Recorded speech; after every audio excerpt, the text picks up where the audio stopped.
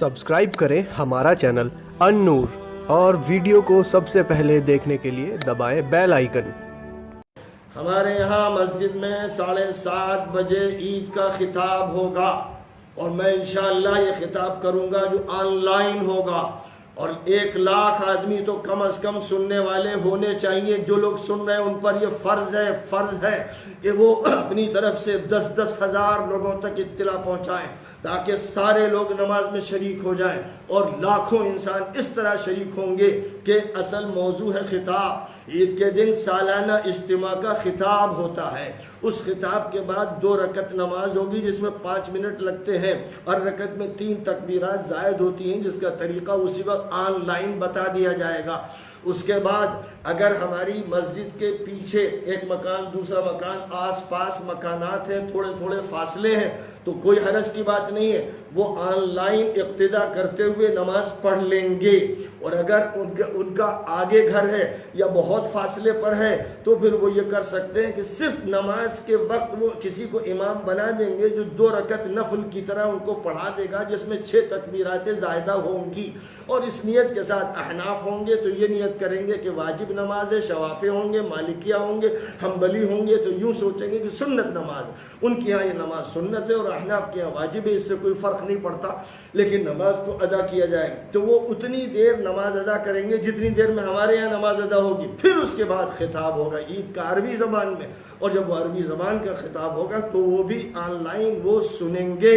उसमें शरीक रहेंगे। इसका फिर नतीजा ये होगा कि लाखों इंसान एक जगह से जुड़कर ऑनलाइन सिस्टम पर जो अल्लाह का अतिया है कि अल्लाह ने आज इसी के ज़रिए हमें ये मौका दिया कि हम आपसे बात कर रहे हैं। और ज़ाहिर है कि चंद लोगों से बात होती थी, लेकिन आज अल्लाह ने फ़िज़ा को हमारे लिए मुसख्खर कर दिया है और अल्लाह ताला ने हमें वो रास्ता समझाया कि हम घर बैठकर हज़ारों लाखों इंसानों तक अपनी बात पहुंचा रहे हैं। तो ये बात बिलखुसूस ईद के दिन होगी, ईद के दिन ये बात होगी। और हमारी मस्जिद में जितने भी लोग होंगे वो तो वहाँ होंगे, लेकिन ऑनलाइन लाखों इंसान इसी नमाज के साथ नमाज पढ़ेंगे, खुतबा लाजिमन सुनेंगे, खिताब लाजिमन सुनेंगे। इसलिए वो 7 बजे से तैयार हो जाएंगे, अपने मोबाइल वगैरह को ऑनलाइन कर लेंगे और अभी बता दिया जाएगा कि किस लाइन से वो खुतबे को सुनेंगे, कौन सा तरीक़ाकार होगा, उसके बारे में भी तफसीलात बता दी जाएंगी। तो इस तरह से वो गोया ईद घर बैठे हुए इज्तिमाई तौर पर पढ़ रहे होंगे। और बस जहाँ पर वो इक्तिदा कर सकते हैं उसके बारे में भी मसला समझा दूँ। जो कतई तौर पर सफ़ का तरीक़ा है वो आपको मालूम हो गया कि नबी ज़रा से खला को बर्दाश्त नहीं करते थे और ये फरमाते थे कि शैतान दाखिल हो जाता है, बिल्कुल मिलकर खड़े हो, इसकी ताकीद फरमाते थे। लेकिन दूसरी तरफ सफ़ों के बारे में जो सहूलत शरीयत में दी गई है उसके बारे में सुनिए। हज़रत इमाम हसन बसरी ज़बरदस्त जलीलुल क़द्र ताबी हैं और 20 सहाबा किराम को देखा और मुलाकातें हैं। वो ये फरमाते हैं कि अगर तुम्हारे दरमियान और इमाम के दरमियान बीच में कोई नहर हो तब भी नमाज दुरुस्त है। दरिया गोमती है मसलन या कोई और दरिया है, इमाम साहब उस साहिल पर नमाज पढ़ रहे हैं और आप इस साहिल पर नमाज पढ़ रहे हैं, बीच में दरिया बह रहा है, तो आपकी इक्तिदा दुरुस्त है। और ये कौन कह रहा है? इमाम हसन बसरी, जिनकी जलालत शान पर, जिनके इल्म पर, जिनके तक़वा पर पूरी उम्मत का इत्तिफ़ाक़। हज़रत उर्वा जो हज़रत ज़ुबैर के फ़र्ज़ंद अर्जुमंद हैं, वो फरमाते हैं कि वो इमाम की नमाज की इक्तिदा ऐसे घर में भी कर लेते थे जिसके और मस्जिद के दरमियान सड़क होती थी। मस्जिद और उनके घर के बीच में सड़क है और वो अपने घर में इक्तिदा कर रहे हैं इमाम की, तो इसको दुरुस्त मानते थे। नहर, अभी आपने रास्ता देखा। इमाम मालिक जो अइम्मा अरबा में से ज़बरदस्त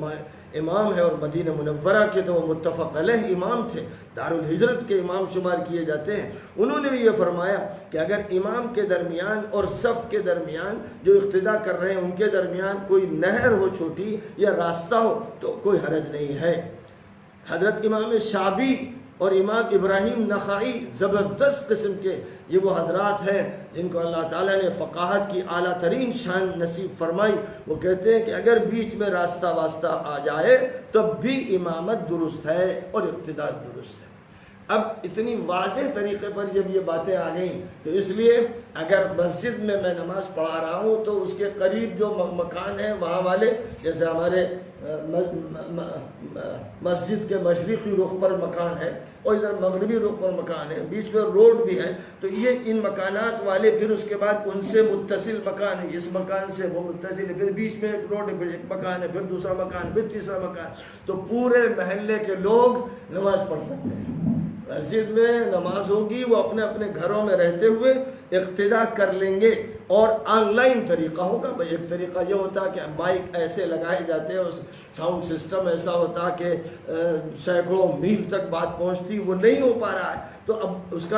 اس کے بدلے میں الیکٹرانک میڈیا کا استعمال کرتے ہوئے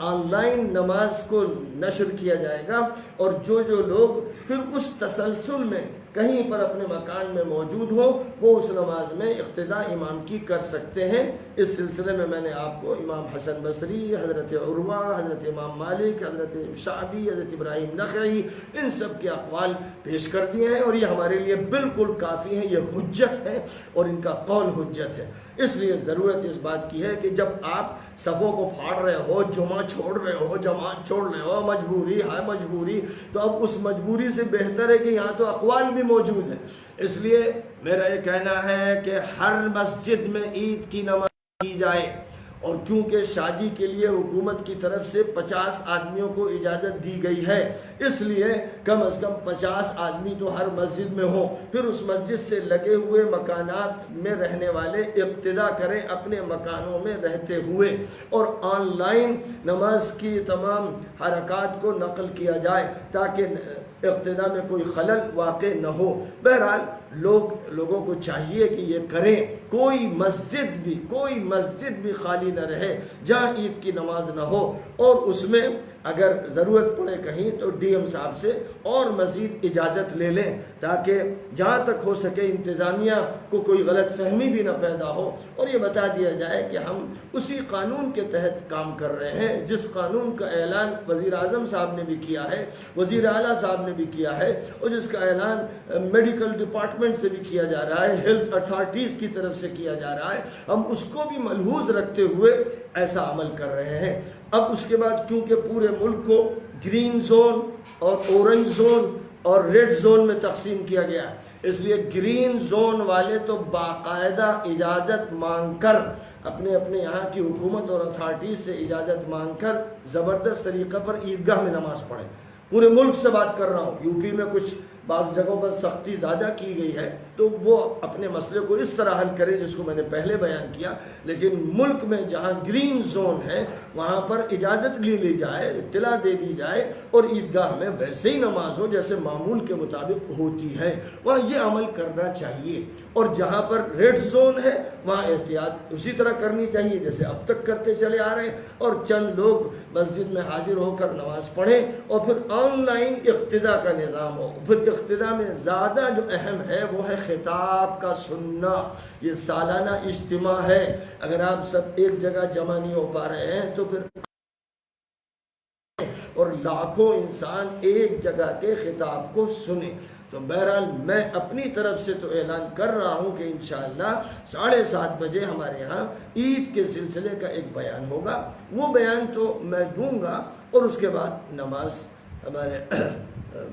کوئی امام پڑھا دے گا، اور اس کے بعد جو خطاب ہے وہ بھی کسی کے ذمہ کر دیا جائے گا، جو خطبہ عربی میں معمول کے مطابق دیا جاتا ہے. لیکن جتنے لوگ سن رہے ہیں ان سے کہہ رہا ہوں، وہ جتنوں تک بات پہنچا سکتے ہیں ان سے کہہ رہا ہوں کہ اس نماز سے وہ جڑ جائیں، اور اس طرح جو اجتماعی نظام ہے ہمارا اور یہ سالانہ اجتماع ہے یہ واقعہ بن جائے، اور صبح سے فجر کے بعد سے تکبیر کے نعرے اتنے طاقت سے لگائے جائیں کہ در و دیوار ہل جائیں اور فرشتے جھک جائیں اور سلامی دیں، اور کورونا وائرس پناہ مانگ کے بھاگے، اور یہ ملک اور دنیا ساری کی ساری دنیا وباؤں سے نجات پا جائے. اس ارادے کے ساتھ اور عید کے شکرانے کے ساتھ اور رمضان کا حق ادا کرنے کے جذبے کے ساتھ یہ اعلان کرنا ہے. یعنی اللہ اکبر لا الہ الا اللہ واللہ اکبر وللہ الحمد، یا اللہ اکبر کبیرا والحمد للہ کثیرا وسبحان اللہ بکرۃ واصیلا۔ اس طرح کے جو بھی کلمات منقول ہیں ان کلمات کو ادا کیا جائے، لیکن بلند آواز سے کیا جائے، قوت کے ساتھ کیا جائے کہ محلے گونج جائے اور یہ گونج دور دور تک سنائی دے، یہ بہت ضروری ہے۔ یہ خاص طور پر کل کا عمل ہے اور یہی عید کی جان ہے۔ عید کی اس جان کا خیال رکھنا ہے کہ اگر اس میں کوتاہی کر دی گئی تو بڑا نقصان ہوگا۔ بہرحال ان اعلانات کے ساتھ ایک ضمنی اعلان بھی کر دینا چاہتا ہوں۔ ایک تو یہ کہنا چاہتا ہوں کہ ندوے میں، دیوبند میں اور دیگر مدارس میں مسجد میں نماز ہونی چاہیے، 50 افراد ہوں، پھر وہاں جو طلبہ ہوں وہ اپنے اپنے کمروں میں، دالانوں میں، جہاں جہاں پر بھی وہ اصول کا لحاظ رکھتے ہوئے، ہدایات کو ملحوظ رکھتے ہوئے کھڑے ہو سکتے ہوں تو راستہ بیچ میں ہو، دوری ہو، اس سے کوئی فرق نہیں پڑتا، اقتداء صحیح ہوگی۔ لیکن جتنے لوگ بھی ہیں اس کیمپس میں ان سب کی عید کی نماز ایک امام کے ساتھ ہو، ایک امام کے پیچھے ہو، یہ انہیں کرنا چاہیے، یہی حکم شرعی ہے۔ اور اس کے علاوہ جو دوسرے حل بتائے جا رہے ہیں جس میں گویا ہماری اس اجتماعیت کو پارا پارا کرنے کے مرادف عمل ہو رہا ہے، وہ درست نہیں۔ ایک وضاحت آپ نے کر دی تھی لیکن اس کی پھر اور بات واضح ہو جائے، جن حضرات کے مکانات مسجد سے دور ہیں تو کیا وہ موبائل کے ذریعے تو اقتداء ان کی ہو نہیں سکتی نماز کی؟ تو نماز میں آپ نے فرمایا تھا کہ وہ اپنے یہاں خود کوئی ایک امام بنا لے۔ دو شکلیں ہیں، جی، اگر وہ گھر یعنی ایک گھر اور دوسرے گھر سے قریب ہے اور بیچ میں کوئی راستہ ہے، یہاں تک کہ کوئی نہر بھی ہے جیسے گومتی نہر ہو یا جمنا ہو تو بھی اقتداء ہو سکتی ہے۔ جیسے کہ اگر کسی اور شہر میں ہے، لکھنؤ کی، اگر کسی اور شہر میں ہے تو وہ ہمارے ساتھ نماز میں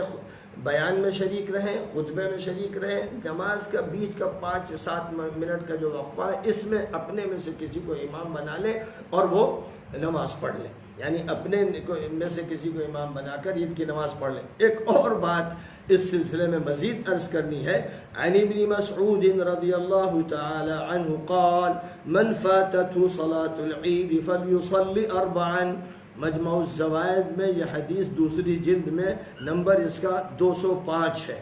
اور طبرانی نے معجم کبیر میں یہ حدیث ذکر کی ہے، اس کا نمبر 9532 ہے، جس میں حضرت عبداللہ ابن مسعود جیسے فقیہ حضور کے صحابی جلیل یہ فرماتے ہیں کہ اگر کسی کی عید کی نماز فوت ہو جائے تو وہ 4 رکعت پڑھ لے، یعنی 4 رکعت نفل کی نیت سے پڑھ لے۔ تو جو عید کا وقت ہوتا ہے اس وقت وہ عیدگاہ نہیں جا سکا، عید کی نماز نہیں مل سکی تو وہ بھی محروم نہ ہو، نماز کا بھی متبادل ہو۔ تو نماز کے متبادل کے لیے تو یہ بتا دیا گیا کہ 4 رکعت پڑھ لے۔ اس زمانے میں میڈیا تھا نہیں الیکٹرانک، ورنہ وہ یہ کہتے ہیں کہ وہ سن لے، الیکٹرانک میڈیا سے خطبہ بھی سن لے۔ تو وہ بات اب میں آپ کے سامنے ذکر کر رہا ہوں کہ وہ خطبے سے جڑا رہے، بیچ کے وقفے میں اگر عید ہو سکتی ہو تو عید کی نماز پڑھ لیں، ورنہ 4 رکعت لوگ پڑھ لیں، تاکہ شکرانہ جو اللہ کا رمضان کے بعد عید کے دن ادا کرنا ہے وہ نماز کے ذریعے شکرانہ بھی ہو اور تکبیرات کے ذریعے بھی شکرانہ ہو۔ پھر جو خطبہ ہوگا نماز کے بعد والا جو عید کا اصل خطبہ ہوتا ہے وہ بھی سنیں، اور اس سے فارغ ہونے کے بعد اب وہ محسوس کریں کہ وہ گویا کہ عیدگاہ سے اٹھ رہے ہیں اور ان کی اجتماعیت پوری محفوظ ہے، اور گویا انہوں نے تمام شیطانی اور ابلیسی اور دجالی دجل و فریب کو شکست دے دی ہے، اور وہ اپنے دین، اپنے قرآن، اپنی حدیث پر عمل کرنے کے لیے پرجوش ہے۔ تو یہ میری